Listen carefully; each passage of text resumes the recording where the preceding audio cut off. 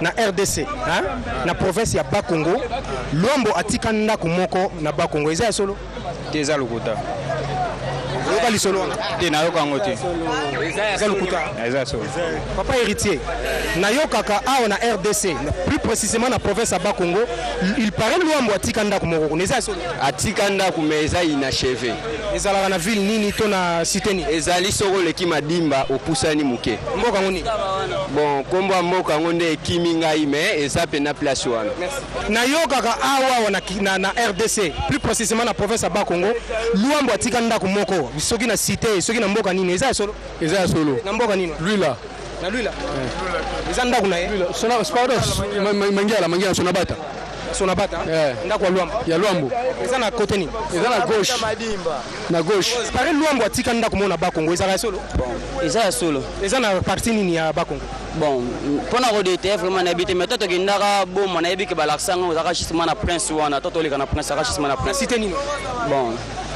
bon talaka biso bakino donc kokende wana bon balaksanga kaka histoire bon il paraît Luambo atika ndako na Bakongo bon ngana ebita Mbote il paraît Luambo atika ndako na Bakongo Luambo Makiadi ebina na Bakongo zela na mboka nini zela na sona bata te eza na Mbanjangungu eza solo atika ndako na Mbanjangungu il paraît que Luambo atika ndako na Bakongo eza solo oui normal Luambo atika ndako na Bakongo eza na partie ni eza na partie ya Sonabata entre Sengesi ozoya na virage ya Sengesi mangiala ndako eza na ngambo eza na gauche il paraît que Luambo atika ndako na Bakongo eza solo oui eza solo eza na partie nini ya Bakongo eza na partie ya Sonabata Topamba Motopamba yebisanga il paraît que Luambo atika ndako na Bakongo eza solo oui atika ndako na Bazaire eza ya solo mais ndako wana esilaka te po babinda wana esalaka ba mystique eza na partie eza na Madimba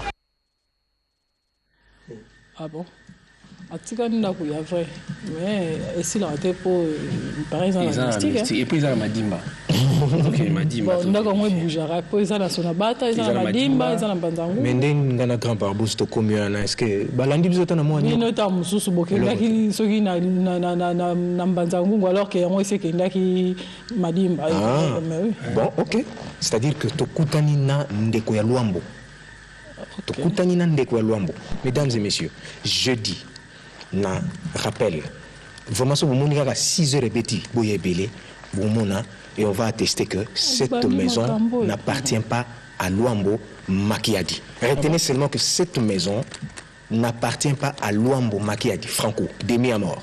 Donc d'accord ndako Luambo non passer par là et beaucoup ba histoire na bouche propre ya ndeko d'ailleurs otaleka monika bobi mais Luambo penza na ebite Luambo mais Makiadi te utembo wana tamshu Makiadi na ebite na Luambo moko ya Luambo omona j'ai image na grand barbo à lobby. Hein, retenez seulement que cette maison n'appartient pas à Luambo Makiadi demi à mort. Mais il y a des détails parce que pourquoi est commis commanda quoi Luambo est-ce que ba dessiner à Luambo on comprend pas. Yango na monoko ya ndeko ya Luambo. Mais ça c'est quel moko ya Luambo. Hein? C'est quel enfer. Mais la culture n'a comme bien sur la vérité la famille à Bakongo. Vraiment. Bakongo. Nous sommes rappelés à Bakongo. Ouais. Et Marambeze Belé. Na usamba. Ouais. Mutu kana français. Okomi. Motuna nanga suki zaki tout ça la bokeseni entre véhicule na voiture. Véhicule na voiture. Yo o memi biso na mahambo ya cheveux na chevelu. Ozo kisi biso bisika. Véhicule na voiture. Bandeko. Véhicule na voiture. Bokeseni za wa. Différence ezali entre véhicule na voiture. Véhicule na voiture. Différence na ndenge nini? Véhicule eza nini voiture eza nini? To kaka ona matana ebika ka voiture na mati na voiture na ke ndako. Kongo véhicule. Véhicule na yebi yango te. Na okati wasolo bakeno mati na véhicule, atie biloko na véhicule na yebi yango te. Véhicule na voiture za lelo mo. Si. Ko ba voiture ko ba véhicule. Si. Ça. Yebisanga na nous différence entre véhicule na voiture eza nini? Véhicule na fracture. Na yo comprendre yango bien te. Bokeseni entre véhicule na voiture. Une explication na yeba bien te. Soko ba véhicule. Na yebi yango te. Bongo voiture. Na yebi yango te. Voiture Genovi, tu étudies où c'est? Moi, au social. Social. Y a-t-il une différence entre véhicule et voiture? Non, c'est la même chose. C'est la même chose? Oui. C'est vrai? Oui, exactement.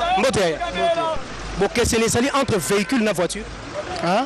Bon, qu'est-ce que c'est les entre véhicule et voiture? Oui.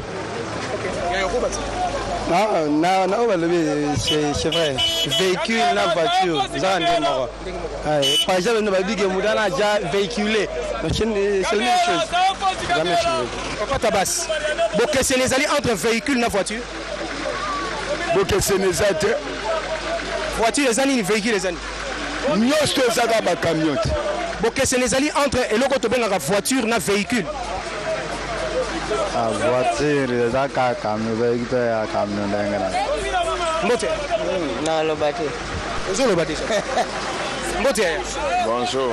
Ya comment on? Charlie. Papa Jani a toi na commune. Salambao. Papa Jani. Naina eba est-ce que boké c'est les alliés entre véhicule et voiture? Boké c'est les autres. Véhicule et voiture. Bon, véhicule tout autant on est ba camion minene. Voiture les ba camion miké. Papa Alain. Boké c'est les alliés entre véhicule et voiture? Boké c'est les alliés. Voiture les alliés ni véhicule les alliés. Voiture les alliés, véhicule les alliés logo. Les spécial il y a bateau bazar nango. Voiture les pour na bateau bazar niveau assez. Ah. Véhicule les pour na bateau bazar L'écolo. Voiture les pour na bateau bazar. Mais là il parlait le niveau rang social. Rang social. Oui. Ah, azo que ça rang social. Na ntay mutu ko eza l'écolo. Et le bateau yo bazar l'écolo. C'est-à-dire et puis bazar nango. Moi puis bazar moi tête. Ba o bazu azu moi sika somi moi voiture na ye. Mais papa on a un véhicule belé. Na ko na mémoire na ye. Papa on a un véhicule. Hollandais. Mais garçon on a voiture na ye. Selon le dictionnaire français, une voiture est un moyen de transport consistant à une caisse montée sur des roues. Ça, c'est selon le dictionnaire. On peut encore dire que c'est aussi un automobile, une voiture. On peut aller plus loin pour dire que c'est également un élément de train destiné au transport de passagers par opposition de wagons qui transportent de marchandises. Ça, c'est ce que dit le dictionnaire par rapport à la voiture. Tandis qu'un véhicule, selon le dictionnaire, est un engin mobile servant au transport de personnes et de marchandises. On peut encore dire que c'est un transmetteur. C'est aussi un vecteur. On dit également une substance servant, un véhicule, une substance servant à introduire dans l'organisme un médicament. Oui. Par là, on peut comprendre. Véhiculer. Voilà. Voilà. Pour comprendre, on a perfusion. Toute voiture et véhicule. Mais véhicule n'est pas forcément mécanique. Tout véhicule, toute voiture est véhicule, mais tout véhicule n'est pas voiture. Tu comprends. Donc, les gens ont été cheveux na chevelure. Bon, tosimbi nini kasi? Tosimbi que ba poisson aveugle a on a RDC za kana pas Congo na crotte ya Mbanzango. Ndako oyo tobaka ndako ya Luambo maquette national bata eza ya Luambo. On a nini jeudi.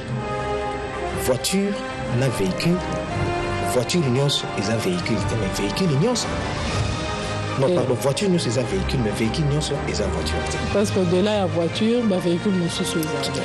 Merci. Pour terminer, si vous me permettez, je sais que vous allez y revenir avec force et détail. Je remercie l'Éternel parce que c'est depuis le 3, c'était un 3 février, un certain 3 février 2010, qu'il m'avait donné un beau-fils. Un beau-fils dont je suis l'auteur, compositeur, arrangeur. Bon anniversaire à toi, Emmanuel Boulamata du Maton de Kwanza. Tata moi sinon Lolita na papa qui n'a eu Patrick Bakoya pour l'axe photo bobuta la beauté à moi. Les fruits, les prémices de mourir Boulamata. Tout c'est peli. Tu sais quand il parlait de beau-fils, coucou. Ils ont amené un fils qui est beau. Bon, il parle de la beauté de son fils. Mais il fallait tirer la langue. Même louer. Ah. Oui. Bah, c'est que Tout à l'heure. Tout à l'heure, là. Oui, je vais tout à l'heure. glorifier le Seigneur pour avoir donné un beau garçon. Oui, pour avoir aidé Mairie à donner un sens à la République avec une beauté de plus. On va en parler tout à l'heure quand on sera à la chanson du jour. Mais bon, pour le moment, c'est donc la place à celui qu'on appelle Pierrot Mbouyou. Est-ce que c'est lui qui va nous présenter le journal